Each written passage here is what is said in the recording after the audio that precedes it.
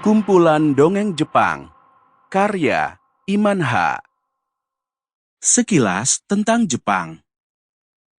Negeri Matahari Terbit. Begitulah julukan untuk negeri Jepang. Dalam bahasa setempat, Jepang disebut Nipponkoku, yang kalau diterjemahkan kira-kira berarti asal-muasal matahari. Kenapa ya Jepang bisa mendapat julukan seperti itu? Banyak dongeng di Jepang yang menggambarkan keagungan matahari. Bahkan pada masa lalu, kaisar yang berkuasa di negeri itu konon merupakan titisan dari Dewa Matahari. Itu kata dongeng. Sedangkan menurut ilmu pengetahuan, julukan itu ada hubungannya dengan letak Jepang di bumi ini. Jepang merupakan negara Asia bagian timur. Berdasarkan letak geografis, wilayah Jepang berada di bagian timur daratan Cina.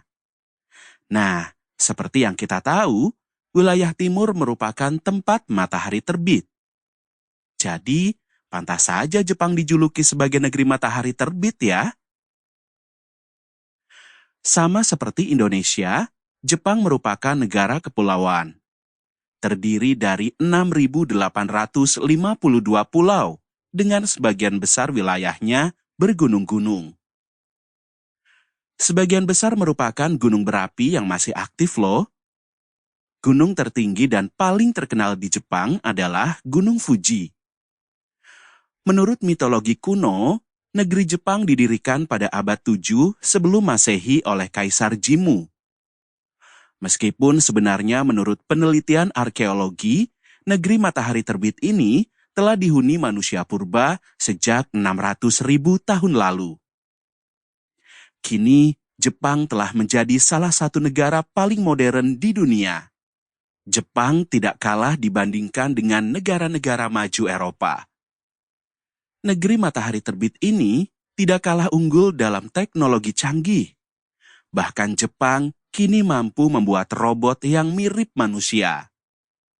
Hebatnya, meski sudah menjadi negara yang sangat modern, Jepang masih memelihara warisan tradisionalnya, termasuk melestarikan dongeng-dongeng kunonya.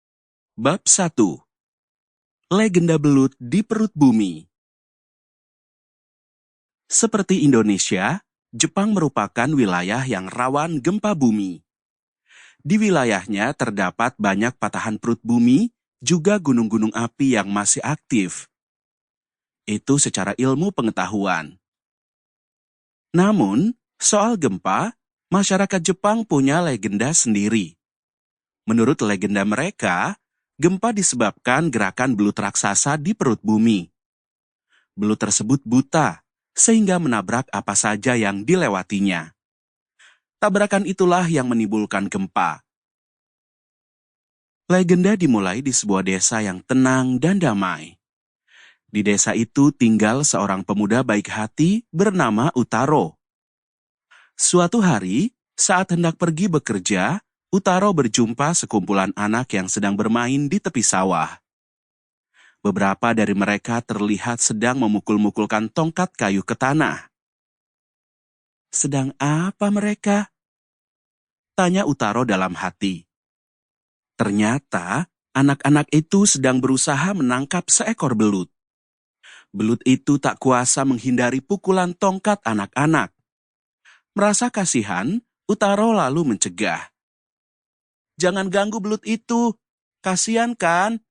Ayo, sana pergi, cari permainan lain. Jangan menyakiti hewan, larang Utaro. Anak-anak pun pergi. Belut yang malang itu pun segera menjauh menuju persawahan. Kemudian Utaro yang baik hati itu melanjutkan kembali perjalanannya. Seharian bekerja membuat tubuh Utaro lelah sekali. Hari belum begitu malam, tapi matanya terasa sudah berat sekali.